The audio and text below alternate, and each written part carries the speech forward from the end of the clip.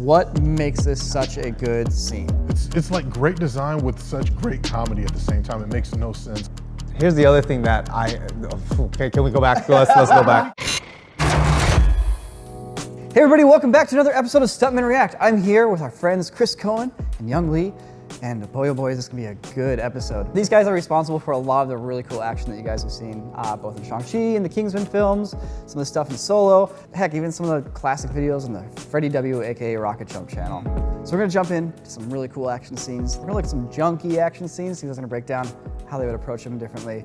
Let's jump in. I'm so stoked for this. I've been waiting all my life for this moment. Let's take a look at the Agent Smith versus Neo fight. Let us. From the end of the first Matrix. What is he doing?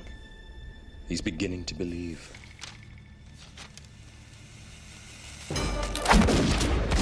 What makes this such a good scene? So many good things here. I mean, there's this. You know, this is like Yeah, that blew my groundbreaking. mind. It's the duality of the shots, the reverses. Like so many is Neo Smith, Smith. Shows so much about character here. This is really a story about character. I love that it's so much of the cast doing the fighting. Right? It makes such a big difference because then you can hold on a shot. That wire move's so good. I love that gag. I think it's one of the first Hollywood movies to really showcase Hong Kong wire work. Shake off that dust, man. Yes! It's the best. I love this cutting pattern. So wide, tight, and then punch out wide again to see something far away from camera coming close into camera. Like, and Chris is like the expert on this. is when you want to get that anime vibe, that's it right there. It sells the impact and intensity. Oh, I love punch zooms. Yeah. Punches are great, man. They are not used enough. Every once in a while, cutting back out to the chair too, just like you said, story points remind you what's going on.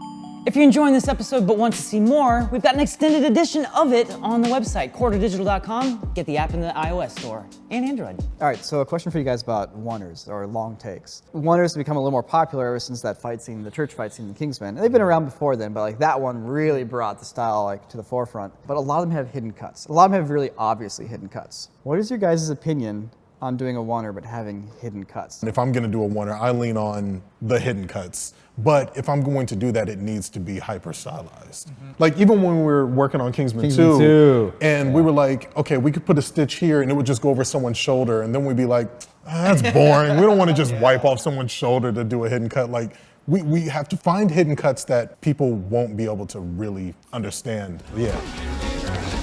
One of the reasons to do it is to switch rigs. See, like that's a switch from like handheld to a track shot. I can just tell this is your camera work, Chris. Wish we could go back and make this way better. Dude. This is great. It's good, but yeah, like I feel the same way. I'm like, camera rigs too, like, oh my gosh. So, okay, imagine a Ronin rig, but no stabilizer, okay? Because it like predated that technology. And oh God, if I could go back and shoot this on a Ronin now, man. That was all Matthew Vaughn's thing with the meat grinder. Like he always pitches like the craziest stuff, and it's like, where do you get these ideas? It's so cool. I love that every time we do a movie with him, first thing he goes in, he's like, I want you to go nuts. That's awesome. Like, tells you to think outside the box, and if we have to scale it back, we can, but like, don't hold back, just go crazy. That's super cool. Yeah. I told my master I'd never fight. Chris, have you seen this? Oh yeah. Has It's been a Chris seen while. Shaolin Soccer? Right. Stop. Have you heard of this anime called Dragon Ball? It's like great design with such great comedy at the same time. It makes no sense. I love how simple some of these shots are too. It's like, that's probably just dragging the dude, you know, like somebody just holding him. That's Matrix right there. Oh that yeah, he shot. slides up to camera, you're right. More Matrix. This is literally the Matrix. Right. This is 1999, by the way, so those ragdoll physics are actually pretty good. It's crazy.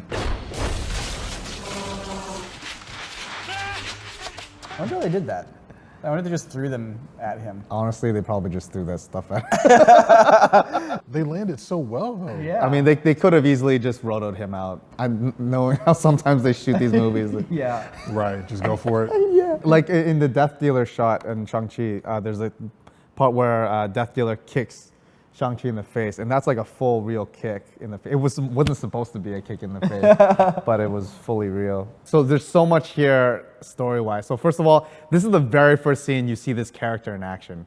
So immediately it tells you the story that he's really powerful. So you get that point in that shot right there. But that's the second point in that he's a good guy. He doesn't want to harm these people. So it gives a really strong character moment. And then you have the hyper-stylized Matrix shot here. It sets the tone of what kind of movie you're gonna watch. So if you guys have some cool, crazy live-action anime adaptations that like really feel like they are capturing the spirit of anime, please leave a comment down below so we can take a look at them for a future episode of either Stuntmen React or Visual Effects Artists React. Thank you for the comments. We appreciate it. So it's an adaptation of Monster Hunter, the video game. It's the sad thing about, like, we all love video games, and it's what happens when they don't really respect the source material. Monster Hunter is about a game where you go out and basically you're hunting monsters. And Oh, really? Yeah, you know what I mean? All right, guys, the world, I think, is rich enough that you could have had a insanely rich story. It should not have been this. I'll say that. There's a lot of coverage in this. They're just cutting, but you could tell it's So like many they didn't cuts. plan it. Yeah. Is what you're noticing is that when they're cutting to these shots, there's not a new phrase of information being added to the story. It's like they're running on the sand, and they're running on the sand. It's a and lot they're of running in the sand. sand, running in the sand, It's running not in like the sand. it's like they're running on the sand, and they're getting closer to this, and then they have Yeah. this line of dialogue. Like it's not story beats that are happening. It's just the same beat over and over. They could have told this story from a single shot. Here's the other thing that okay, can we go back? Let's go back. Can we? Okay, so wait, how many cuts? Let's count it. 1, 2, 3, 4, 5, 6, 7, 8, 1, 9, 2, 10, 3, 11, 12, 4, 13, 5. Wait a minute, 14. So like, here's the thing. What's the story happening here, right? He's down on the ground. He needs to get up. He needs to retract his bow and aim and release. Really, if you tell that story, like, how many shots do we need to tell the story? 13, exactly 13. But it does strike me as a lot of different people giving opinions and input on like, I want it to be exciting, I need it to be exciting. And then like, the other thing there being like, well, I guess the only way I can even address a note is to change it. And the only way to change it is just to chop more stuff into it and make it exciting. I love holding shots. And it just amps up the suspense, and it just makes you feel like you're part of it. You know, you're there with the character. You just get fully immersed in that. There was so much in the cutting pattern, super tight and then super wide, super tight. And then the problem when you do so many cuts and you go super tight, super wide in succession is you lose the audience. Because the whole point of visual storytelling is to get the audience to focus on something. And the moment we keep cutting away, we lose all the focus. I feel like the only shot in here that actually achieves what you guys are talking about is a shot where you see the poison drip from the arrow and then it rack focuses down to him aiming. Like that, this one shot here tells a story and hits a story. Right. Yeah. It really does. Hey, if you're not subscribed to this channel, you're basically just asking the YouTube robot to decide what you want to watch and just have it give it to you. And that can be cool. But with this series, maybe you want to decide to watch it. So consider subscribing if you're not already. I've been wanting to play this on Stuntmen React. It's been a while. They Live is like a good classic 80s camp film. With a pro wrestler as the main character. So these glasses he has lets him see like the others, the monsters that are living within society. He's trying to get this guy to put on these glasses. Hey, stay away from me! I'm telling you, you dumb son of a... I miss this, like the spirit of this filmmaking from the 80s. Just the Yeah. pissed off, like in your face. Oh! I love the miss. Dude, you'd be done by now. Serious. Why'd you put on the glasses, man?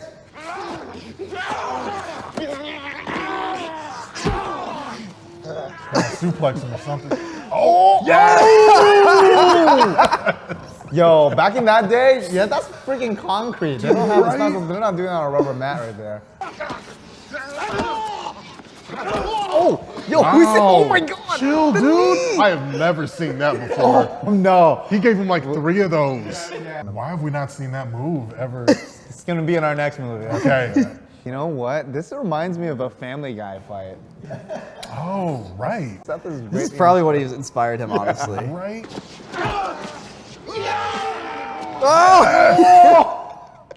Dude, wrestling moves are so hype in real life. They really are.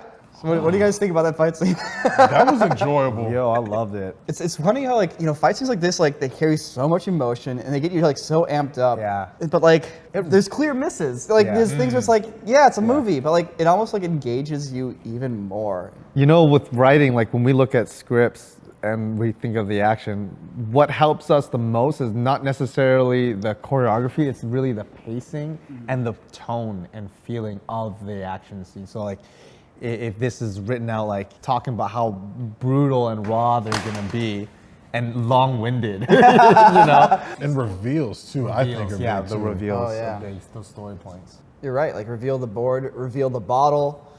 Yep. We talk about Star Wars. Go for it. Let's do it. I want it. I want it. When we do projects, we want to look at what the fans like, and that's important. I was so psyched for the new Star Wars films coming out at that time because I loved Star Wars: The Old Republic. And their cinematics, I think the first one that came out blew my freaking mind. Oh, they were next level. Everyone was talking about it. Like, this is, look! Look! Like, I would have no problem. They literally just ripped this and it, put it in the movie.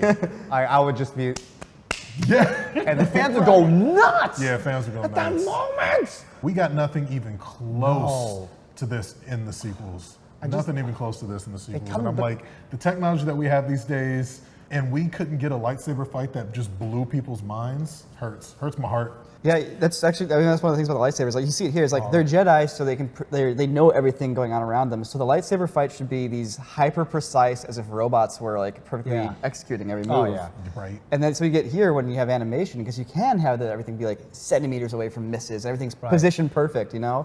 I feel like George Lucas was right in the prequels when it came to the speed of the sabers. For some reason in the sequels, they made them very heavy and slow and weighted. And I'm like, the last time that we had our minds blown in the theaters was Darth Maul. Yeah, that's one of the most hyped sword fight scenes ever. Yes. It's funny, watching this now, it looks like a fan film. It does. But this was the right speed. They had it so right. I love the break and like the pause after this. It just shows you the contrast between Right, because Qui-Gon goes into meditation. Yeah, And like Maul's just pacing the whole time. He's like, I swear to God, as soon as these doors open back up. It builds that anticipation. And sometimes it's good to not give what the audience wants, to hold it for a moment. I argue actually that the anticipation is better than the payoff. Yeah, that's a good point. The audience holds their breath the most and their hearts are beating the fastest before the payoff happens. The hyper fast bit at the end when Qui-Gon dies and Obi-Wan just goes all out. Yeah, oh yeah. And you get the behind the back block, which you had never seen before up to that point. You're like, whoa! Yeah. The rhythm is so good. I'm hoping just one day that we get a Star Wars that goes in like this on the action. Yeah. Just one day. George Lucas has made too cool of a weapon and like just lore behind these people that can move with this weapon for us to not have our minds blown in theaters. That was the, guys, Star Wars. Do you like stunts? Do you want to learn more about them? Well, guess what? On our website, quarterdigital.com, we dive even deeper into some of the inside baseball of how stunts work and how to do it safely. Sign up now, get a 2-week trial, and you can get everything that we put out, including a 15% off all of our merchandise, access to all of our exclusive shows like Crew Cuts, Son of a Dungeon, functional filmmaking. It's great, and the future is looking bright. I highly recommend getting a subscription. You can also get an iOS and Android app on the App Store near you. Well, this was one of the most enjoyable sessions of Stuntmen React we've ever filmed.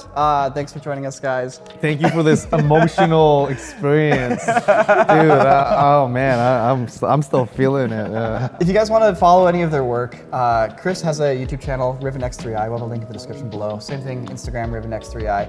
If you want to check out Young's stuff or follow him at all, he has an Instagram, Young and the Dangerous. I'll have a link in the description below. This was a good time. Let's go play some Smash Brothers. Yes.